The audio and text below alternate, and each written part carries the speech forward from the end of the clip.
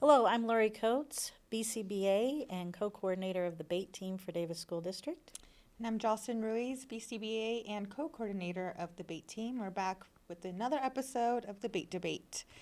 BATE Debate will address simple research-based behavioral practices that will work with individual students or groups of students in school settings. The situations and questions will be adapted from what we are hearing and seeing in schools. These are common struggles with students of all abilities. Although they are simple strategies, they will be effective at decreasing challenging behaviors and making your day just a little easier. We're excited to share these strategies to make them available to SPED teachers, gen ed teachers, and all other staff working in schools. Once again, don't forget to check us out on social media. That's at behavior_in_progress on Instagram, TikTok, Facebook, YouTube. We have lots of cool short clips and visual graphics to help that go along with these podcasts. So go check us out. All right, Lori. So last time, on our last episode, we talked about bogus, not better behavior. Do you have any stories on when this topic came into play? I definitely do. Similar that I think I talked about this last episode, where we had the incident that we introduced an intervention, the student had been taught the intervention, and so the crisis actually got worse because the intervention wasn't implemented immediately. The first thing the teacher said is, "That's not going to work." And I said, "Just stick with it." And the next time they tried the intervention after they had taught him, things went a lot better. So that's putting that intervention in place and sticking with it and teaching it so that you see it a little better. How about yourself? We had been working with a student recently whose functional behavior was attention, which I think is probably one of the hardest to work with because attention can be tricky to withdraw. So, coaching this team through how to withdraw attention for just disruptive behaviors. But then the students started displaying some different behaviors that they hadn't displayed before. The biggest behavior was the student tried to climb on the railing on the second floor to try to get attention from staff. Shoot. Because he had been kind of bumping into poles and just saying you're supposed to laugh when when I hurt myself, and staff weren't responding. So Yeah. he kind of escalated that behavior to try to get attention from staff, and that is a dangerous behavior. So attention does need to be provided for that. But eventually, that was the height to that it got, and they didn't see that behavior anymore. Good. And then the student was able to see that he was only going to get attention for positive behavior. So, yeah, just important to be consistent. Sometimes we might get some new behaviors that we haven't seen before, but that's just part of that extinction burst that we've already talked about. And some things that we might have to give up a little bit in order to manage because it is dangerous, right? Yeah. Definitely. So what's our main topic for today, Joss? Oh, today we're talking about fidgety friends, or the ideas for the student who just can't sit still. Oh, lots of those. Yeah. Okay, so if a student seems unable to sit still, should we just let them run around the classroom and hope that they learn something? Well, I certainly hope not. I think that would probably be the last thing we want to let them do. Yeah. This goes back to our conversation a few weeks ago, when we talked about teaching, above all teach. Part of the assessment of challenging behavior needs to include skill-based needs. If I have a student moving around the classroom regularly, I need to figure out what skills are in place and what skills need to be reinforced, as well as determine what skills need to be taught. We are not going to just let them run around the classroom, like you said. We're going to teach appropriate skills, determine the function of the behavior, and provide a structured and intentional intervention to help the student to gain the learning skills needed for the assessment or for the classroom. We want to be sure that we aren't jumping to conclusions that the student just doesn't want to sit still, but that the student may have some skills that we need to teach them. Even with all our good assessment and intervention, some students are still struggling to remain in their seats. What other things should we be considering? We should also be looking at the classroom environment and determining what environmental factors may be contributing to the out-of-seat behavior.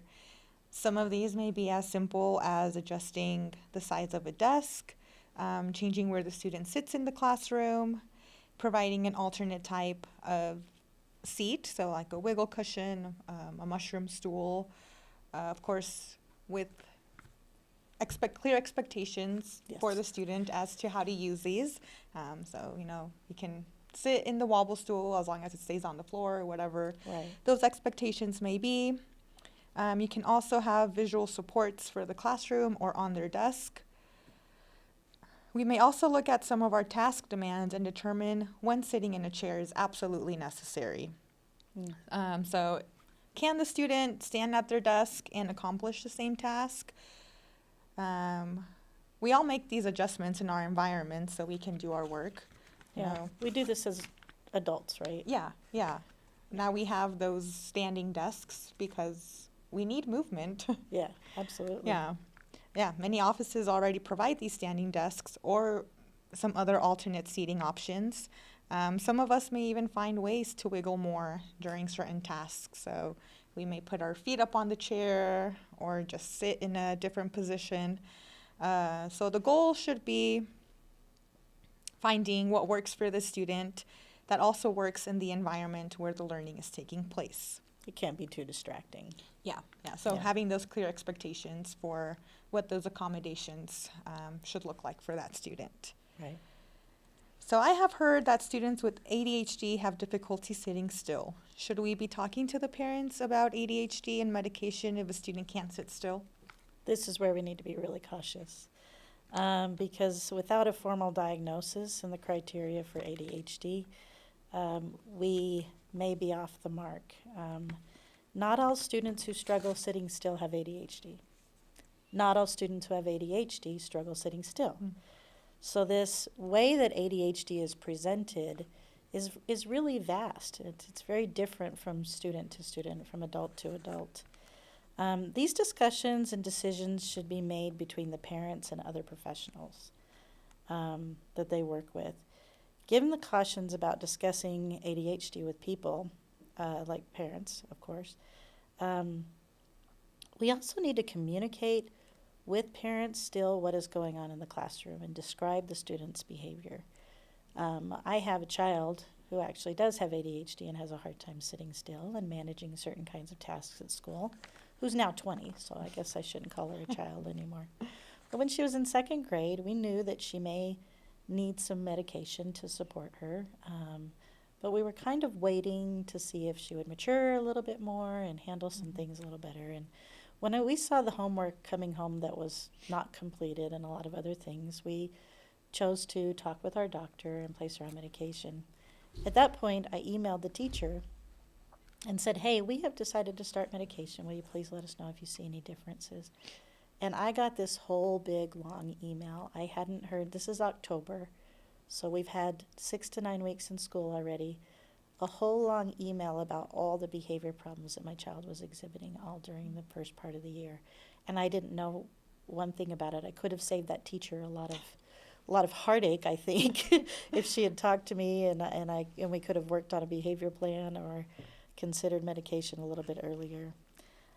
So parents, they're not in the classroom. They're relying on us to give them good information about what's happening day to day. We just need to be super cautious about mentioning that we think the child has ADHD because we may not be trained to look at those things. We've talked about ADHD, environmental supports, skill acquisition. What's about our favorite topic? What about reinforcement? Recognizing that accessing reinforcement may be difficult is an excellent first step. It means we need to be even more vigilant to find those opportunities. In addition, we may be able to use some shaping procedures by reinforcing, so breaking down sitting in a seat kind of into some smaller steps. Yeah. So at first we might reinforce them just generally being in their desk area, around their desk area. Then when the student starts to show that a bit more, we would reinforce standing by the desk and completing work, or sitting on the floor near a desk. It would still be a closer approximation Right. to the behavior that we're hoping this to shape with the student. To figure out how to get the reinforcement in place, we need to determine what the student is currently doing that can be reinforced, and that may then be within the scope of the final desired behavior of sitting in the desk. So look at what the student is already doing and try to go one step above that. Don't take it too many steps ahead of what the end goal will be. Just kind of start small and reinforce those closer approximations. So if we're really running around the room, which some students do, Yes. even getting close to the desk should be something that I should be excited to see, like, right? If they're near their desk and staying in that general area. Yes. Initially, Then I yes. should see that as a reinforcement opportunity. Yes. Yeah. We're getting closer to the behavior that we want. Yes, absolutely. This can be difficult to implement at first, but it's important to realize that we will not need to provide the higher level of reinforcement forever. We do frequent reinforcement to get skills in place, and then we can gradually fade this level of reinforcement as a student gains more skills and is more consistent in performing these skills. Yeah, So, in summary, it seems like with students who are fidgety, we're looking at parent discussions, but cautiously, and making sure that we're not trying to do diagnosis. yeah. We're talking about environmental supports, reinforcement needs to be in place, and then also skills. Mhm. What skills do I need to teach and what do I need to reinforce? Thanks for tuning into this episode of Bait Debate. We're excited to have this opportunity to share behavior strategies. We can help students who struggle to sit still by assessing the needs, which I just said, having environmental supports, and never forget how we're reinforcing. We hope the information presented was meaningful to you all today, and we also have lots more exciting episodes coming throughout the year to keep you and your educator friends reeled in. Be sure to like us and share on all of the social media as well as Audible and Spotify, and we'll catch you next time.